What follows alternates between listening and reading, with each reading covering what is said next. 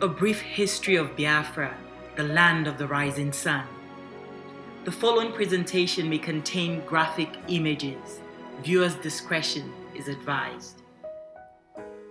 Biafra was a West African state, a republic, that unilaterally declared its independence from Nigeria. It constituted the former eastern region of Nigeria. Described as the first black-on-black genocide in post-colonial Africa, the Biafran War had a terrible impact on the Igbo people with its massive civilian death toll. However, it's important to note that Biafra wasn't limited to only Igbos. There were other people in the southeastern part of Nigeria that were also affected by the Biafran experience. It was the most reported conflict in contemporary African literature until the recent genocide in Rwanda. Following many decades of ethnic strife under colonial rule, Nigeria fell into disarray after independence from Britain in October 1960. There was a military coup d'etat on January 15, 1966, which installed a leader of Igbo extraction, General Johnson Aguiyi Ironsi. Aguiyi Ironsi's regime was toppled in a July 29, 1966 counter coup, which installed General Yakubu Gowon. Shortly after the counter coup, widespread ethnic violence erupted against Igbos residing in northern Hausa Fulani region. Between September and mid-October of 1966, in a horrific pogrom, between 10,000 to 30,000 Igbo people were massacred in the northern region, and approximately 1 million fled as refugees to the Igbo-denominated East. Non-Igbos were then expelled from the eastern region. For the duration of the violence, the Igbo cries for justice fell upon the deaf ears in Gowon's government. The indifference to their suffering convinced Igbo leaders that the safety of the people was only guaranteed in the East. And so on May 30th, 1967, the head of the Eastern region, Lieutenant Colonel, later General Odumegwu Ojukwu, with the authorization of the Consultative Assembly, declared the region a sovereign and independent republic under the name of Biafra. General Yakubu Gowon, the leader of the federal government, refused to recognize Biafra's secession and launched a military offensive. The Nigerian Navy established a sea blockade that denied food, medical supplies, and weapons, again impacting both Biafran soldiers and civilians. Under the circumstances, Biafra shrank to 1/10 its original size in the course of the war. By 1968, it had lost its seaports and became landlocked. Supplies could be brought in only by air. The estimates of mortality during the war generally range from 2 million to 3 million. During the Civil War, an estimated 3,000 to 5,000 people died daily in Biafra from starvation as a result of this naval blockade. The Nigerian government increased the suffering by its decision on June 30th, 1969 to ban the Red Cross food shipments. And during the Biafran War, starvation was used by the Nigerian government as a weapon of war. This led to extremely difficult conditions and sufferings and the deaths of millions of people, especially children. The role of international community in this conflict. The Organization of African Unity, the papacy, and others tried to reconcile the combatants. Most countries continue to recognize Gowon's regime as the government of all Nigeria, and the United Kingdom and the Soviet Union supplied Nigeria with arms. Countries like Côte d'Ivoire, Gabon, Tanzania, and Zambia formally recognized Biafra as an independent state. And informally, Countries like Israel, Portugal, Rhodesia, which is the present-day Zimbabwe, South Africa, and the Vatican provided support to Biafra. France sent Biafra weapons. The humanitarian support and relief organization. On December 15, 1968, the American Jewish Congress issued a memorandum titled The Tragedy of Biafra.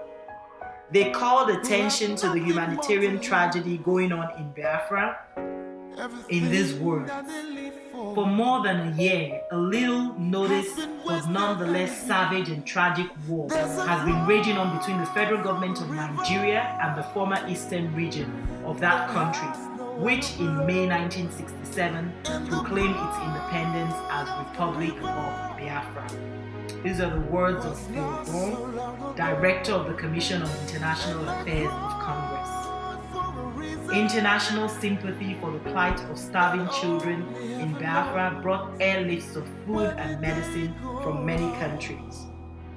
The organization Doctors Without Borders was founded by a group of French doctors and journalists in 1968 in the wake of war and severe famine in Biafra, which is now the southeastern part of Nigeria.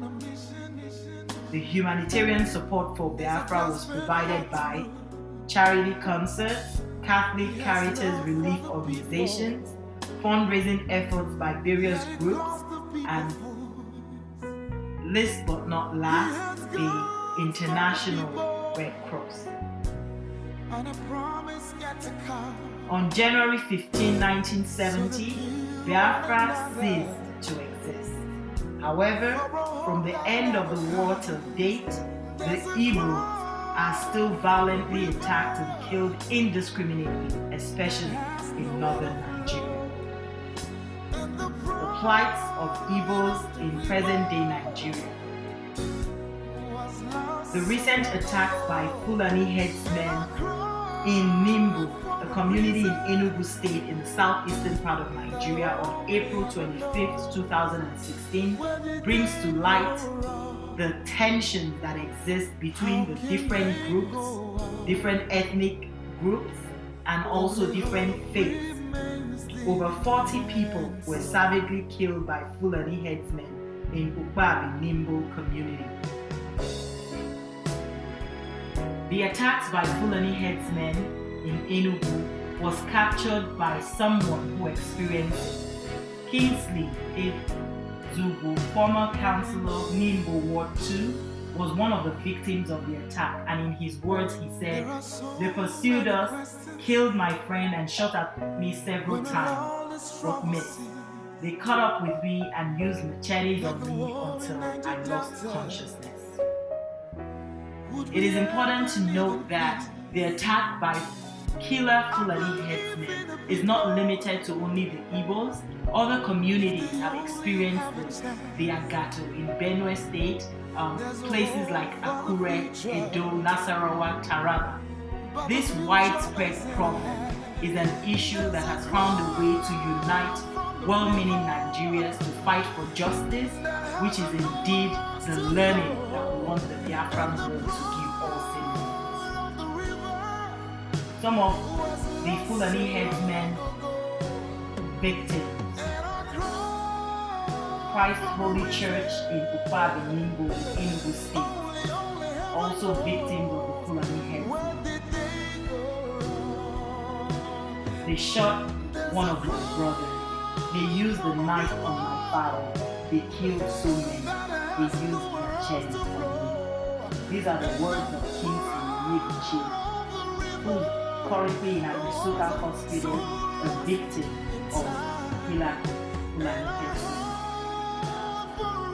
The attack by state-sponsored security forces as recently as May 30th, 2016 in Onitsha, Anambra State, southeastern state in Nigeria, also highlights the fact that perhaps the learning from the Biafran War still needs to be taught so that people recognize that war, violence, apathy, hatred, intolerance, both on the sides of citizens and on the sides of security forces, can never be the answer.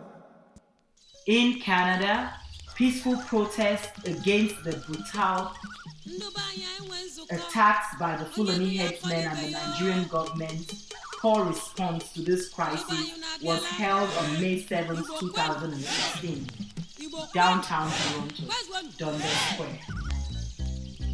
All well-meaning Nigerians united, especially members of the ICCA in Toronto, to echo that voice of peace, of unity, of justice in saying Ozem never again. First, I have to express my gratitude to all those people who are able to come out today, and express my gratitude to even the people that didn't come out, who will also hear about it and say, well, I wish I was there. But the core message is this: we are here today. Tomorrow we may not be here. What are we leaving when we are gone? I want everyone to think about this.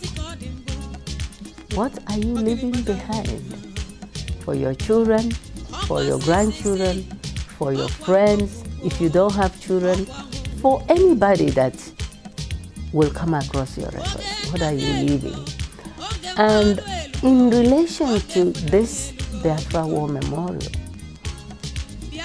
the people that fought in the war, not only on the Biafra side, but on the Nigeria side, they also lost people. I want us to not be oblivion to the fact that other people lost lives. We lost a lot. We lost more than anybody else because we had less to work with. But you might come across somebody who lost somebody. Commiserate with them and see how you can together make tomorrow. And those who did not come, but who support the event, or even if you don't support the event, but I don't know of any Igbo person who doesn't support this event. They may not belong to ICCA. A lot of the people I mentioned here, they are not even in this country anymore. But if they should see this, I say thank you to them for their work and their contribution at that time. Because had they not put their heads together with all the rest of us then, this may not have happened. So I want to share my gratitude with them and say, don't forget your people.